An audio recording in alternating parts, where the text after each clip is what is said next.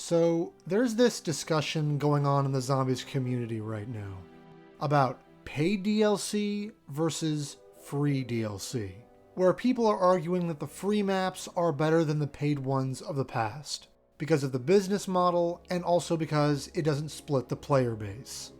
And I was going to make an argument for paid, saying there was a consistent standard of content that you could expect, and now some seasons can have zero in it, like how Cold War gave us nothing but Outbreak slop for months, and Vanguard only had 3 maps.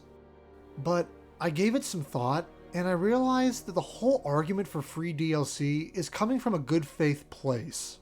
But there's one thing that just makes it all fall apart. And there's a big reason why you have many preferring the paid DLCs of the past. And I can tell you why.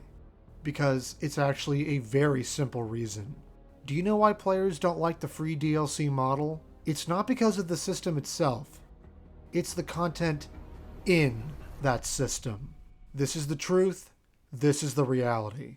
The modern zombies gameplay systems, the core mechanics dilute everything and limit creativity, originality, and replayability when it comes to new maps. Think about this. Buried, Mob of the Dead, Spaceland, Shadows of Evil. What makes these maps special? Their unique map mechanics, like Leroy, the ticket system, beast mode, and afterlife. These are things that came about because of the simplicity and freedom of classic Zombies core mechanics, that being a pistol start, the classic point system, and perk mechanics. You couldn't have a feature like Afterlife or Beast Mode in modern Zombies, because the crafting bench, self-revives, and cookie-cutter field abilities wouldn't allow it. This is the main reason why most zombie players preferred the paid DLCs. Not because of the business model, but the content in it. Because all the maps that came before had exclusive features, side quests, bosses, weapons that made them feel special. They made them more unique because of the exclusivity and limitations each of them had. You look at the deep, sprawling gameplay systems of maps like Tag, Origins, and Moon, and then compare it to the basic gameplay features of something like The Tomb or Shattered Veil. When all the same perks, weapons, bosses, and features are on all the maps, it makes them blend together and causes them to feel cheap. It's just the truth.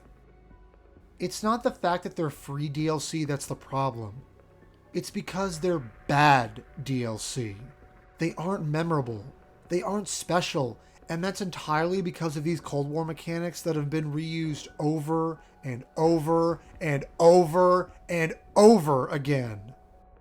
If BO4, instead of having the Black Ops Pass, where you buy all the DLC for one price, instead of many different content packs, which in actuality was a decent idea to not split up the player base, and instead had used the free DLC model, this system would have nowhere near the amount of opposition to it. Ancient Evil, Dead of the Night, and Tag der Toten being free maps, that would be 100% proof that great content can come out of that system, and not have to be like the classic Zombies. The truth is, despite having free post-launch content, COD is still losing players. COD is still in a worse state than ever. And it isn't because of the free DLC system, but because the gameplay mechanics that system exists in sucks. So, like I said, free DLC is not the issue. It's a good idea, but only when the maps within it and the games that have it are as replayable and deep as the classics.